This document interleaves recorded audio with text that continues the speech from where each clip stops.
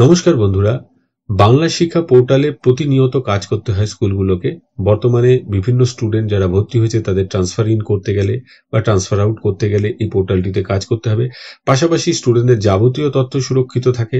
দীর্ঘদিন ধরেই এই পোর্টালটি সাইবার সিকিউরিটি নিয়ে প্রশ্ন উঠছিল, কারণ এই পোর্টাল থেকেই বিভিন্ন তথ্য বিভিন্ন পোর্টালে যায়। বিভিন্ন সরকারি যে স্কিমগুলো রয়েছে তার সুযোগ সুবিধা পাওয়ার ক্ষেত্রে এখান থেকেই ডেটা ফেচ করা হয়। তাই এই পোর্টালটিকে একটু সুরক্ষিত রাখার দাবি ছিল। সেই দাবি মেনেই কিন্তু নতুন পাসওয়ার্ড সেট করতে হবে। ওল্ড পাসওয়ার্ডটি দিয়ে নতুন পাসওয়ার্ড সেট করতে হবে, এবং নতুন পাসওয়ার্ড সেটের ক্ষেত্রে কিন্তু খুব সহজ কিছু পাসওয়ার্ড রাখা যাবে না। কি কি নিয়ম মেনে পাসওয়ার্ড সেট করতে হবে সেটাই এই ভিডিওতে আপনাদের সামনে তুলে ধরবো। প্রথমত হচ্ছে, ছোট পাসওয়ার্ড কিন্তু হবে না, অন্তত মিনিমাম 10টি ক্যারেক্টার থাকবে এবং ম্যাক্সিমাম 16টি ক্যারেক্টার থাকবে। তাহলে 10 থেকে 16-র মধ্যে ক্যারেক্টার নিয়ে আপনাদের পাসওয়ার্ডগুলো সেট করতে হবে।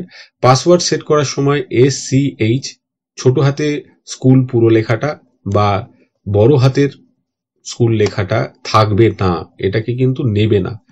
পাশাপাশি 4টে কনজিকিউটিভ ডিজিট, বেশিরভাগ ক্ষেত্রেই 4টে কনজিকিউটিভ ডিজিট ইয়ার হয়, সেটা স্কুলের প্রতিষ্ঠা দিবস হতে পারে, কারো জন্ম যে সাল সেই সালটা হতে পারে, তো সেইগুলো কিন্তু দেওয়া যাবে না।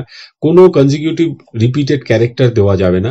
পাশাপাশি অ্যাটলিস্ট একটা লোয়ার কেস অর্থাৎ স্মল লেটার, একটা আপার কেস, একটা অন্তত সংখ্যা এবং একটা অন্তত স্পেশাল ক্যারেক্টার দিয়ে মোট 10 থেকে 16টি ক্যারেক্টার নিয়ে কিন্তু আপনাদের পাসওয়ার্ডটা সেট করতে হবে। আমি একটি পাসওয়ার্ড সেট করার চেষ্টা করছি, আপনাদের লাইভ বিষয়টি দেখাচ্ছি।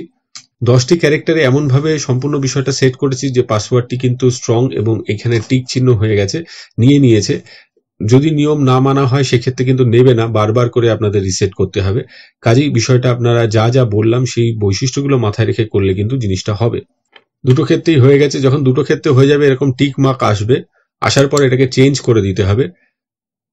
তখন কিন্তু আপনাদের পাসওয়ার্ডটা নিয়ে নেবে এবং নতুন পাসওয়ার্ড আপনারা রাখতে চান কিনা সেটা জানতে চাইবে। এইভাবে পুরো প্রক্রিয়াটি করে নতুন পাসওয়ার্ড দিয়ে আপনাদের কিন্তু আবার লগ ইন করতে